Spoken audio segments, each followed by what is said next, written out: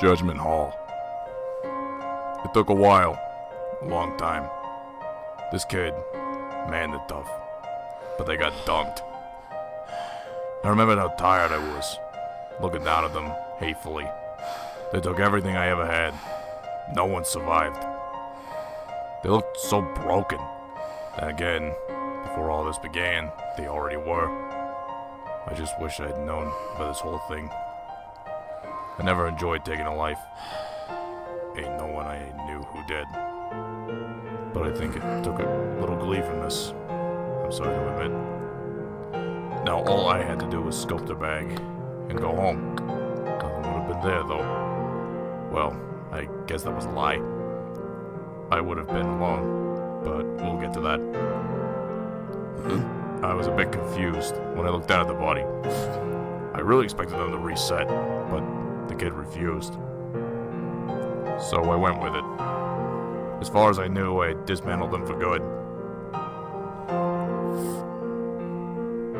I remember brushing their head to the side. Man, I felt a chill crawling on my arm. I quickly grabbed the bag. I knew their soul was in pieces. I remember thinking, this is Tori's bag. I didn't know what Frisk needed. God, I wish I knew. No, I guess I should have expected the backup knife. It still shook me a little. Needless to say, to hell with that. I was more into the other thing. A freaking book? I mean, the murder weapon, yeah, but this? Frisk. I try not to let it bug me. I just wanted to head home. I wish I'd read it sooner. But I guess Frisk was the only enemy for me. I'd invade their privacy in my own time. I just wanted to catch up. I guess, though, that I missed an opportunity by not seeing straight through the kid. I'm sorry. Snowden was hell without everyone else. The evacuation seemed pointless now. Getting a look at my house hurt my heart. I knew Pap was gone. As empty and dull as it was, I knew it was a lie. I planned on reading the book, but it was like, I don't know. I wanted to read it in company, you'd think. It was impossible, but it wasn't. Everyone was dead, but not. As I've said before, they weren't really gone. No monster wants to acknowledge the fact that in order to absorb a soul, you have to do it physically. Eating them, I mean. Monsters can't absorb monsters, same for humans. So they just stayed how they were with me. Souls don't last without something to occupy. When I found them, I couldn't let them fade. So we fought together. They gave me help. And if saving my family meant holding on, fine, I'd do it. Until I could configure my machine to restore their bodies. They deserve to know. To read with me. To know why they died. But what we saw made no freaking sense. It gave me chills, so I had to be careful. Scribbles. Desperate, clawing scribbles. Like a toddler would make. Looked to be mad enough. The next page was like that too. Jeez. I felt my stomach knotting up. Something wasn't right. It was on every single page. Until the very last one. That's when I broke. In a second, everything came crashing down on me. I heard what they said. The voices were scared and awful to hear. But the damn book wasn't done yet. Frisk. God, Frisk. I just... Sorry, got a bit dreary. It rose from my hands. It felt the souls fidget. But they weren't the only ones. The book had one more secret. A baby. A child's soul. An injured soul. I remember wondering, is it yours, Frisk? I didn't understand how this was possible. How was this possible? A book containing a soul? And an injured one, too. They looked so broken, rolling right into my arms. was shaking pretty hard.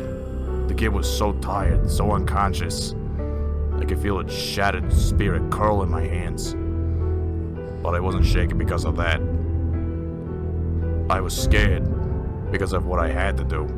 I didn't want to. God, how I didn't. If they stayed out here, someone would find them, kill them, without ever knowing what Frisk went through. But if I consumed them, they would disappear. They were too weak to last much longer. I had to decide. But the second I looked at them, I wanted only to protect them. I had to take that chance and keep control of myself. But if this was happening, I was gonna watch and keep them under surveillance. I couldn't help it. Tears came back. Because if I killed them this time, I would be doing it consciously. I didn't feel like the same person I used to be. It felt awful.